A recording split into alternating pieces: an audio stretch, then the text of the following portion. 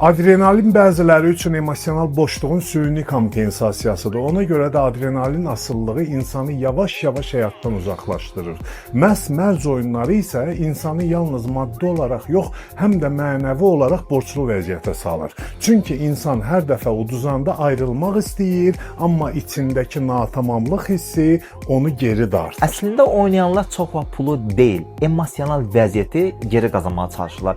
Çünki asılılıq insanın həqiqi ehtiyacını gizlədir və insan pulu yox, hissi axtarır.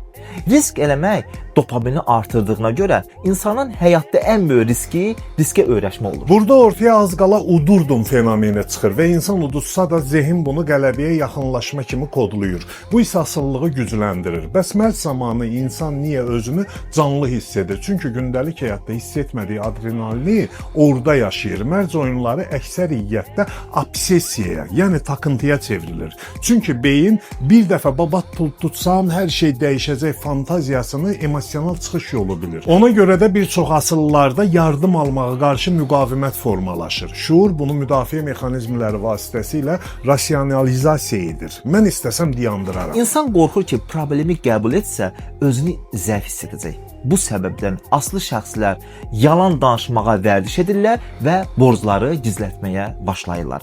Nəticədə get-gedə məni anlamazlar, kimə desəm məni qınayacaq qorxusu böyüməyə davam edir. İnsan yalnız oyunda pul itirmir, həm də öz daxili sabitliyini itirir. Əsl dəyişim oyunu dayandırmaqla yox, oyunu zehin üçün mənasız etməklə başlayır. Əgər sən də bu daxili transformasiyanı yaşamaq istəyirsənsə, NAT çalışmaları sənə yeni zehni sistem qurmağa kömək edəcək. Unutmayın ki, insan qazandığı pulu yox, qazandığı hissi təkrar yaşamaq istəyir. Fikirləriniz çox dəyərlidir.